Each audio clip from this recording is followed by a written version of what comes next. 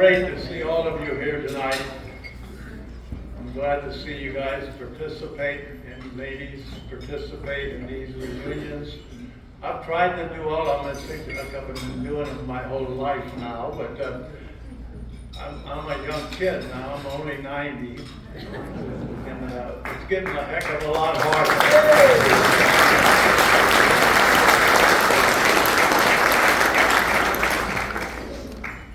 Let me say, first of all, I'm an American.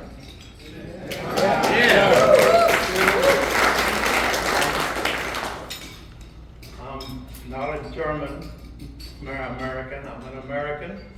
My family came from Germany some time back, but I believe in being an American. And I hope that heck all of you feel the same way.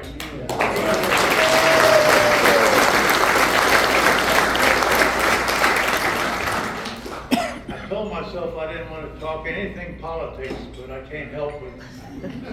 So I drift into that now, because I get like 1,000 emails a day from the politicians wanting money. And I was a Democrat for 65 years. And I've been a Republican since then.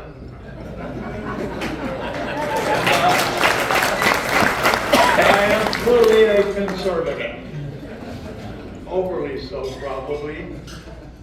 And I am struggling with what's going on in our wonderful country today. I would hope that all of you feel similar to that.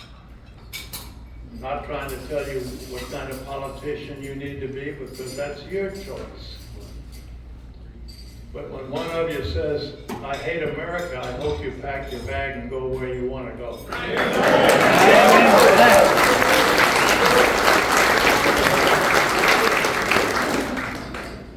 And I guess that's one of the prices you pay when you get to be an old toad.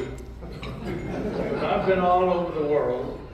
I really don't know how many countries I've visited.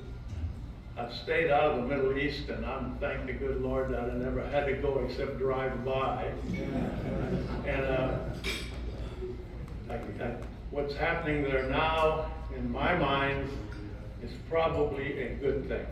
But you notice I said probably. You're right. But I've been very concerned about the Iranian world, because I've heard them personally say, we need to kill the Americans and the Israeli people. And they've done that. And if they had nuclear weapons, we would be in big, some kind of name, trouble. So I am, in that regard, satisfied with what's happening up to now. I hope, because you don't control people in the world when the attitude is what it is today, but that we come to some kind of an understanding. I think we've stopped them from having a nuclear weapon today, but that doesn't mean they wouldn't start again next week if they have the same attitude. But we should have peace in our world. And I think most of us here have struggled in that direction for all of our careers. I felt that's what I did for 31 years. And sure, we have peace. And we haven't had a war since the Second World War from my life. And that really happened, well, we've had some since then, but nothing big, as I call it. Vietnam was pretty ugly. Shouldn't have never been there, I felt, but it was. Then we had the Cold War, which was a thing you couldn't even explain. And now we just have a civil war, I guess. I don't know what the hell we're doing right now. But I said, I'm not going to sit here all night and speak and gabble. I want to move back to that. It's almost time to shut up and sit down. So I'm going to say to all of you, keep up the good work. I look at what my career in the Navy, the best part of my career in the Navy was being the commanding officer of Simon Bolivar.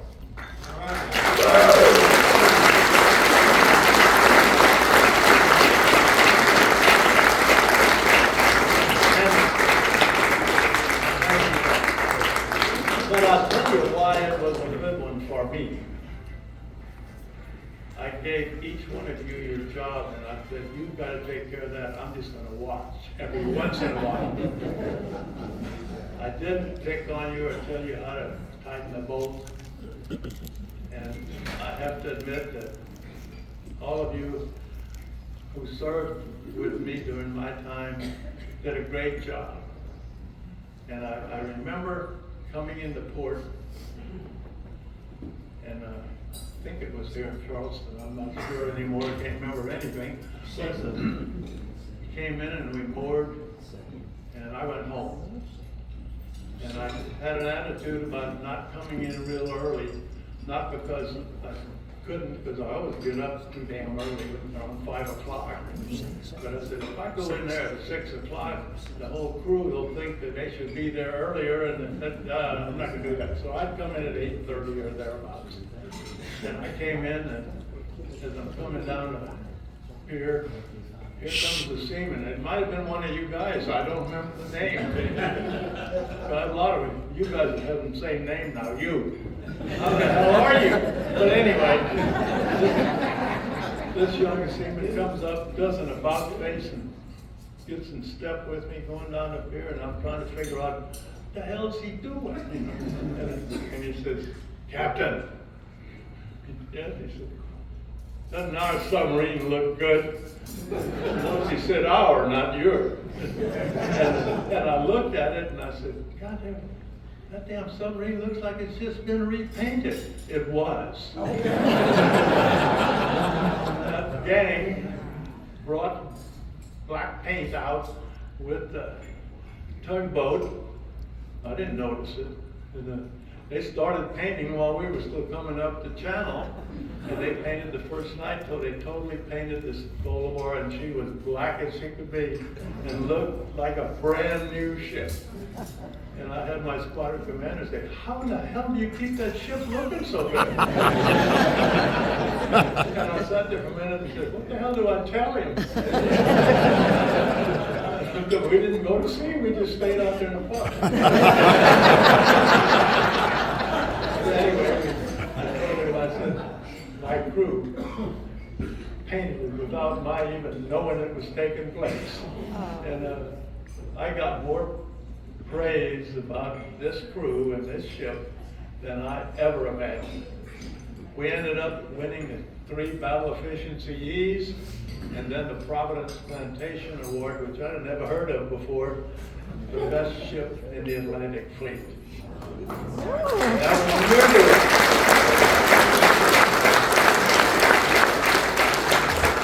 So let me just open the floor a little bit. If anybody has a question, I'll try to answer it. I won't guarantee I'll know how or why or what, but and if not, it's time for me to sit down. Anybody have any questions? Well, I have a quick question. Oh, there's one. Chris Dominic, I was on the detail crew 91 and 95. There was a great debate last night on when did the Bolivar really become a smoke-free boat? Was it during your era? Was it more when it began before Naval Myers? It was started with Naval Myers?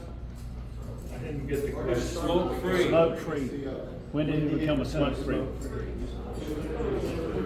When did it become what?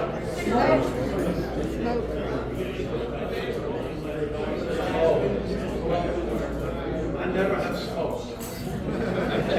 And my counterpart did. The Goldstein skipper was a smoker. And I lived in that same room. And I walked in right after I relieved and got out a white wash rag and I wiped the bulkhead and it was brown. I took it out to the control room. I don't know if any of you were there. There's only a couple of you guys that I recognize now.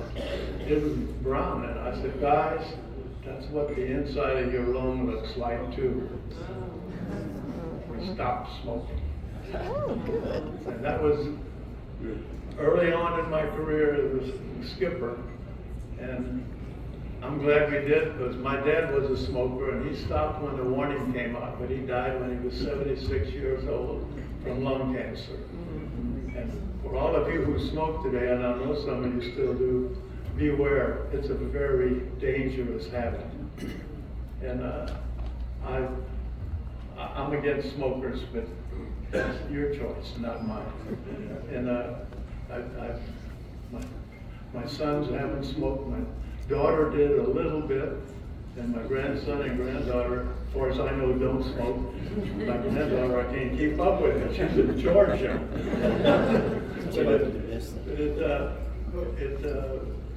And I don't remember what year it was, but it had to be like 73 or 74 that we stopped smoking on Bolivar. Anyway. Any other questions? I guess I'm done. Hey!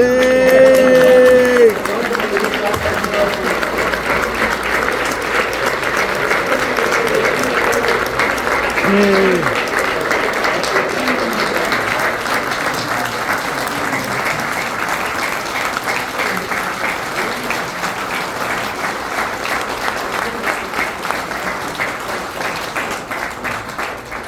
I don't think anybody here appreciates it more than I do, the Admiral showing up for these.